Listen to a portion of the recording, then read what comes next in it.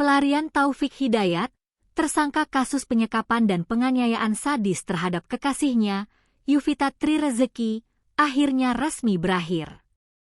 Pada Selasa malam, 23 Juni 2026, sekitar pukul 18.30 WIB, pelarian pria berusia 30 tahun ini kandas di sebuah perumahan di kawasan Ciparai, Kabupaten Bandung.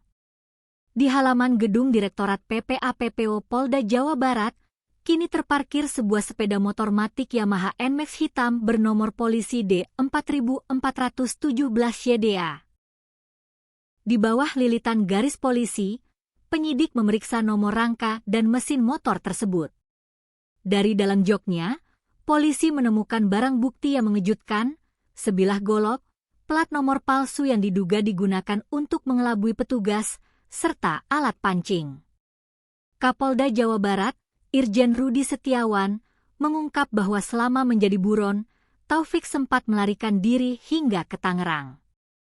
Tersangka mengira wilayah tersebut aman untuk bersembunyi.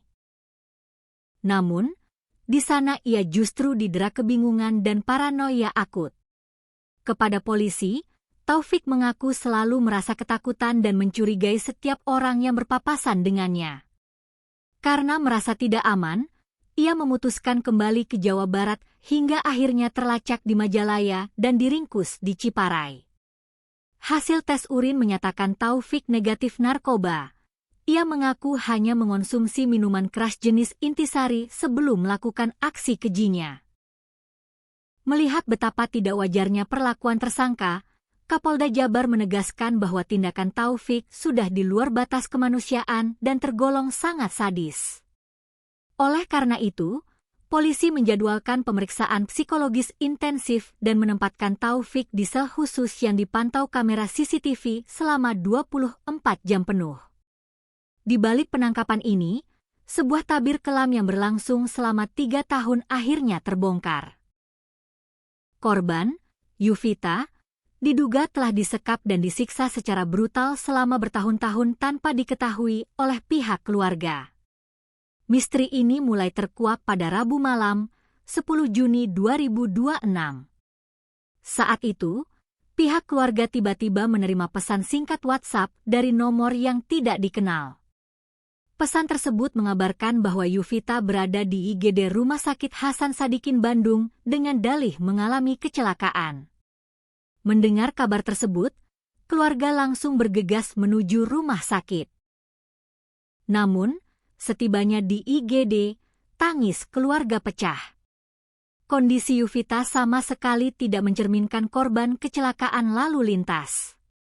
Fisiknya sangat mengenaskan akibat siksaan yang bertubi-tubi. Menurut kesaksian Syahrul, saudara korban, wajah Yuvita saat itu dalam kondisi hancur.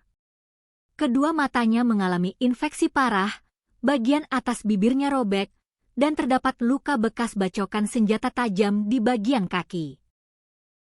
Luka-luka di sekujur tubuh dari kepala hingga kaki itu menjadi bukti bisu dari kekejaman yang ia terima selama masa penyekapan. Kini, keadilan mulai berjalan bagi Yuvita. Dukungan dari masyarakat dan lembaga terkait menjadi bahan bakar bagi Polda Jabar untuk mengusut tuntas motif tersembunyi di balik penyekapan 3 tahun ini. Taufik Hidayat kini tidak bisa lagi bersembunyi di balik cerita manipulatifnya. Ia harus menghadapi ancaman hukuman berat atas tindakan sadis yang telah menghancurkan hidup kekasihnya sendiri.